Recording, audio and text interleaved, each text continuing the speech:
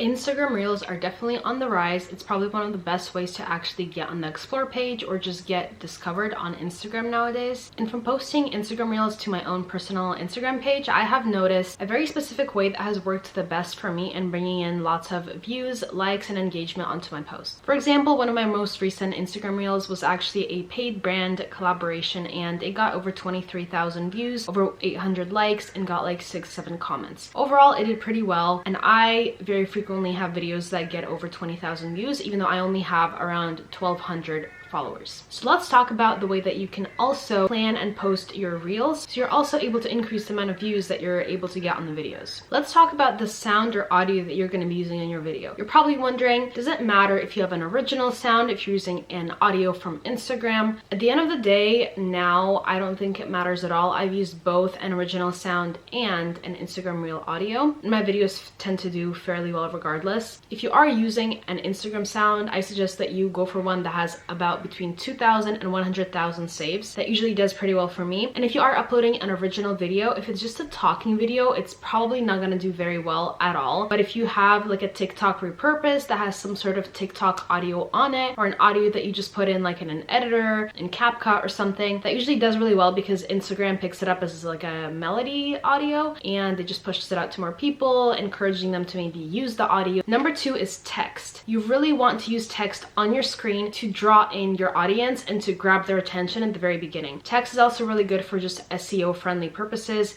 It helps Instagram place your feed, your video, into the right category or interest for your viewers. The right category or interest for your viewers. Now, I don't always actually do the text in Instagram itself. Sometimes I will make a video and I will do the text in CapCut or use their captions option, and my videos still do well. So I don't really think that it has a lot to do with using text in the app specifically. If your content is good, if it's still drawing in your audience's attention, it should still do pretty well. When you're actually making your content, you really want to make sure that it's short and catchy. Instagram isn't in favor of like videos over 1 minute long. Most people on Instagram just kind of scroll. They have very short attention spans, definitely a lot shorter than it is on TikTok. Some other ways to try and get your post to be a high quality video is by introducing a controversial topic or an unpopular opinion. You can also make something very aesthetic that people just like. I feel like especially on Instagram, it's very popular to just make very beautiful reels that are just gorgeous and inspiring. You can also do your own interpretation of a trend, so you can just customize it to like your industry, your business, your personality, your interests, whatever it is that you want to do. And because it's a trend but it's slightly different, it has a chance of doing pretty well. If you're doing a educational talking video, those do pretty good as well, except what I would do is actually add an Instagram reel audio if you are choosing to go that route, because it is kind of a more boring video, and Instagram, if it just has the talking, it's very hard for it to classify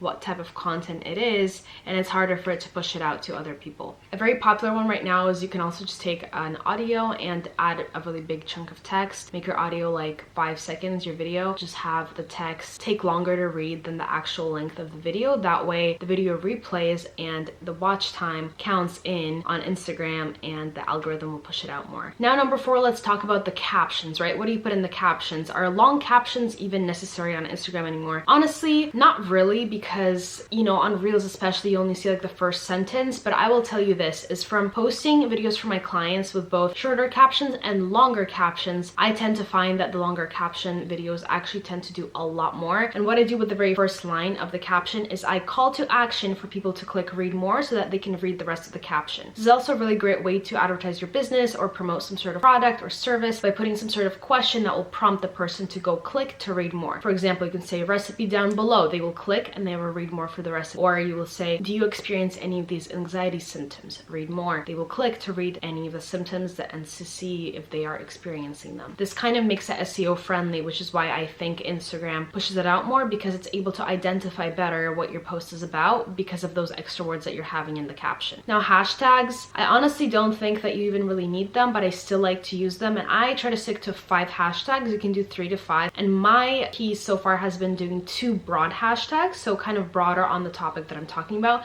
and then 3 narrower, more specific hashtags to the specific thing that I'm making the video about. And very last but not least is post 1 reel a day. It's not like on TikTok where you have to post like 3 to 5 videos a day to do really well, which I'm not a strong believer of that. I think you can post 1 TikTok a day and still do decently well. But on Instagram, what I noticed is if you post more than 1 reel a day, it actually kind of hurts your views, because sometimes it takes 24 hours for your reel to get its like final amount of views. Like Instagram will still be pushing it out after 24 hours. And if you're posting another video within those 24 hours, it kind of just tampers with the view and success rate of the video that you just posted. So try and keep it to just 1 reel a day, which actually kind of relieves pressure off of you because you don't have to plan as much. I hope that all of these tips were very helpful. If you want to learn more about what I have to offer, or just want to stay updated on all of these marketing and digital online tips that I will be posting on my channel, feel free to subscribe. I do have some resources available on sale, and if you want to check those out, they will be down in the description box below. And if you want to support me, I do have an Amazon storefront and some other affiliate links that you can check out. You have no idea how much that means to me. Thank you so much for supporting me. Thank you so much for being here, and I can't wait to see you in the next video.